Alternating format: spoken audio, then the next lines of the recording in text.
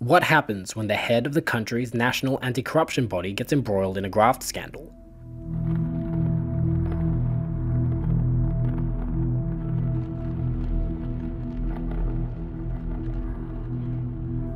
That's what Malaysians are currently playing witness to, with Malaysian Anti-Corruption Commission Chief Azam Baki under the microscope in connection with millions of shares in publicly listed companies bought in his name. While rumours of the shares had been published on certain political blogs, the issue hit the mainstream when PKR representatives led by Sungai Buloh MP R. Sivarasa called for a press conference in Parliament. Sivarasa demanded a probe into allegations that the MACC chief had purchased close to 2 million shares in two companies between 2015 and 2016, valued at well over the 100,000 ringgit civil servants are allowed to hold in any one firm.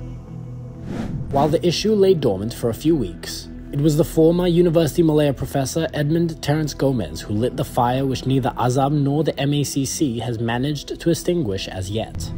On December 27th, the former economics professor resigned from his post on the Commission's Consultation and Corruption Prevention Panel, citing a lack of cooperation from higher-ups when he had asked for the claims to be discussed.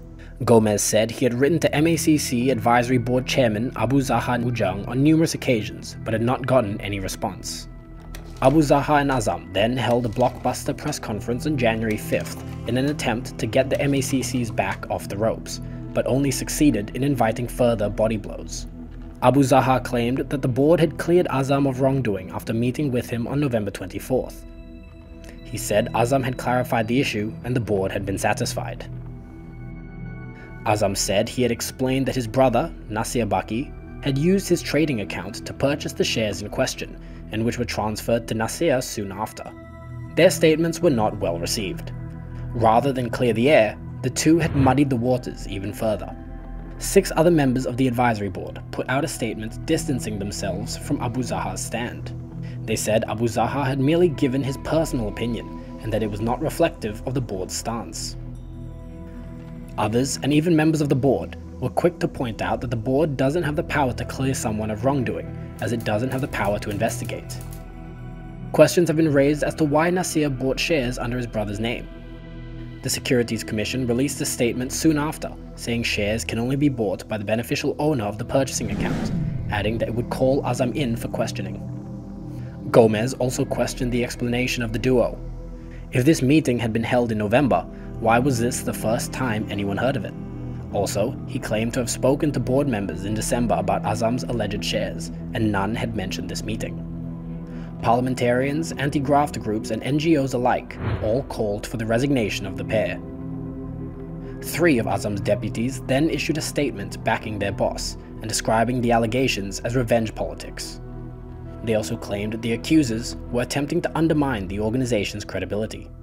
On January 11th, Abu Zahar held yet another press conference to address the controversy sparked by his first, this time hitting out at the media for misrepresenting what he had said. He claimed news reports had not been accurate or comprehensive, and that this had prompted his fellow board members to distance themselves from the comments they had read in the press. This was despite multiple news agencies reporting the same thing. Abu Zahar had not sought to clarify the reports earlier.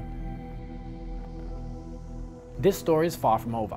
Whether Azam's brother bought the shares improperly and whether the MACC chief ever disclosed their existence through the proper channels are questions that have yet to be answered.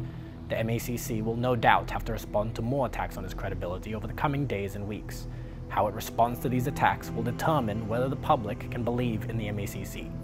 In a country that's been rife with corruption scandals over the last few years, the public needs to believe that there's a body equipped to stamp it out.